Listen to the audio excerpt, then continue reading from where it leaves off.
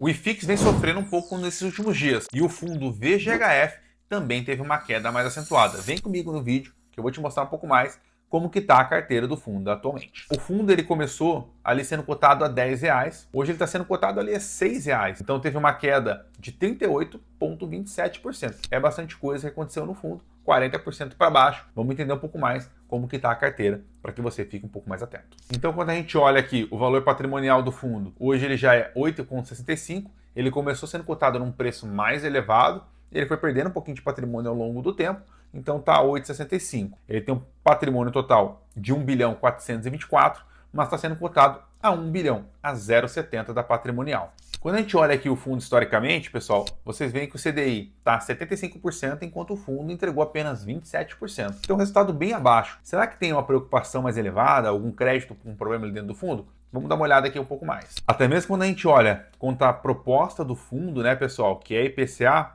ele está perdendo por próprio IPCA e está perdendo por IPCA mais 6, que é o que ele tem na carteira. Então o fundo está deixando bem a desejar. E como que é a composição do fundo, pessoal? 36,4% é IPCA, apenas variação positiva. Então se tiver um IPCA negativo no mês, não conta, ele não vai ser contabilizado, ele fica como se fosse 0 a 0 de IPCA naquele mês. 27% é IPCA direto, então pode acontecer essas variações caso seja negativo. E 32,7% é diretamente ali ao CDI. Então ele tem esse misto, né? É um fundo que vai trabalhar tanto IPCA como CDI, majoritariamente o IPCA. Quando a gente vai para a alocação por ativo-alvo, 27% é direto nos CRIs, 56% são fundos imobiliários, tá, pessoal? Então tem bastante FII ali dentro, ele vai fazer como se fosse um hedge fund, né? Uma proteção de outros FIIs. E 14,2% são SPS, Sociedade de Propósito Específico. Quando a gente vai entender um pouquinho mais os casos de inadimplência, hoje o Criselina está marcado a 0 na carteira do fundo, então ele é hoje atualmente o único ativo marcado a 0. Os demais papéis, como a própria gestora diz, estão adimplentes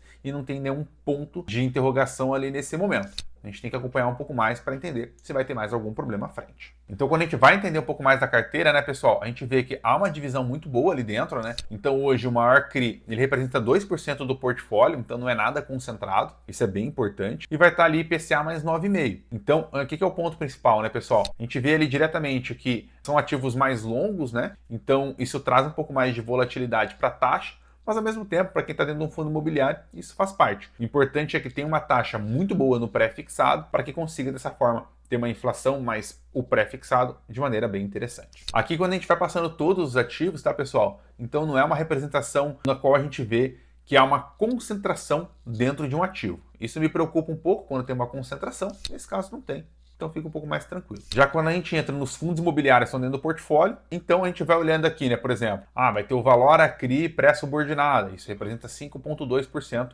do patrimônio do fundo. É uma questão de recebíveis, é um fundo somente da própria Valora, né, que é a gestora do VGHF. A gente vai vendo outros aqui também, não são ativos necessariamente cotados a mercado, né?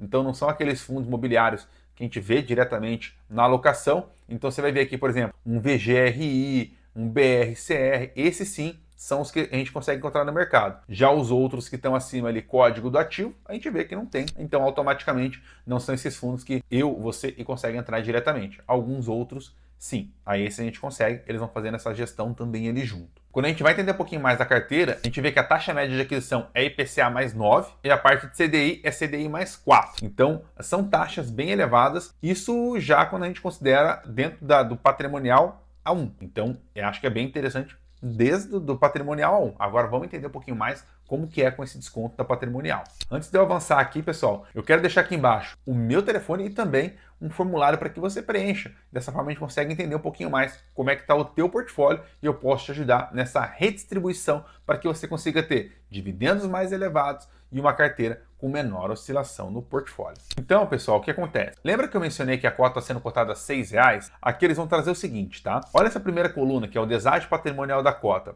Lá na última linha está 0%, ou seja, se o fundo estiver sendo cotado a R$ 8,65, que é o valor patrimonial dele, vai ter ali um IPCA bruto de 10,64 e um CDI bruto de 4,19. Quando a gente vai para a primeira linha, pessoal, que está ali cota mercado 6,80, eles já trazem que seria um IPCA mais 13,3 e um CDI mais 5,3. Só que hoje, quando a gente vai olhar, a cotação está R$ 6. Então é como se fosse ali dentro, né, aproximadamente algo em torno de IPCA mais 14,5 e CDI mais 5,8, quase 6. Então uma taxa muito representativa, muito elevada, e isso é bom porque faz com que você consiga ter um ativo de muita performance ali dentro do portfólio. E aí você pode me perguntar, mas Jefferson, por que não há essa distribuição desse provento tão elevado? Porque como ele tem outros FIIs ali dentro, então o que acontece? Quando tem uma queda nos FIIs, automaticamente ele cai junto. Só que se tiver uma recuperação, ele consegue fazer esse giro ao mercado e fazer com que haja um lucro excedente, e aí sim distribuir de maneira mais elevada. Quando a gente olha para os dividendos de 2025 e o de 2026, a gente vê que 2026 já está vindo bem abaixo do que estava lá em 2025.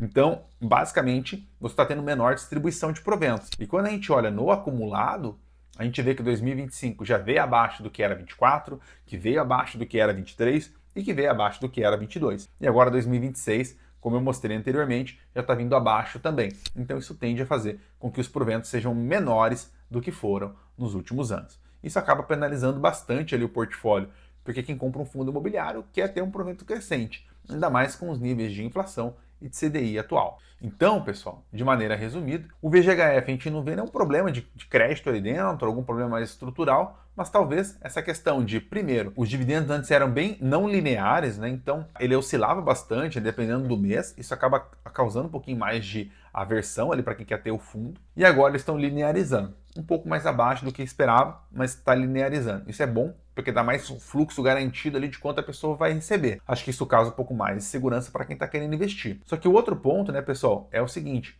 a gente entender que nesse momento, como hoje a taxa de juros tende a se permanecer mais elevada, né, Selic, então, que estava sendo precificada a 12%, agora está sendo precificada a 14% para o final de 2026, então isso faz com que automaticamente o fundo recue um pouco mais. Beleza, pessoal? Espero que vocês tenham gostado do vídeo. Se você gostou, se inscreva no canal, deixe seu joinha e deixe seu comentário aqui embaixo também, para eu poder entender um pouco mais se você está tendo hoje o VGHF no teu portfólio, para a gente comprar, como que está a situação nesse momento para você.